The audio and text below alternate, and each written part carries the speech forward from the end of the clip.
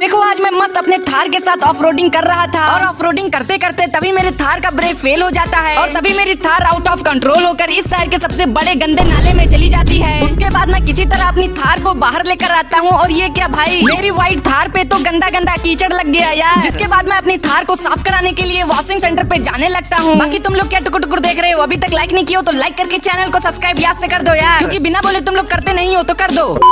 और मैं अपनी गाड़ी यहाँ पर साफ कराने के लिए खड़ी कर देता हूँ और फिर यहाँ से घूमने के लिए निकल पड़ता हूँ। और मैं जा रहा था तभी मेरे को एक गोल्डन कलर की कार दिखाई देती है और मैं देख ही रहा था तभी एक बंदा मेरे को वहाँ से मार कर भगा देता है। उसके बाद 2 घंटे के अंदर मेरी गाड़ी साफ हो जाती है और मैं यहाँ से चला जाता हूँ। और थोड़ी देर में मैं बदला लेने के लिए फिर आता हूँ और अपनी आरपीजी से उनकी सारी गाड़ियों को ब्लास्ट कर देता हूँ। लो मेरा बदला कंप्लीट।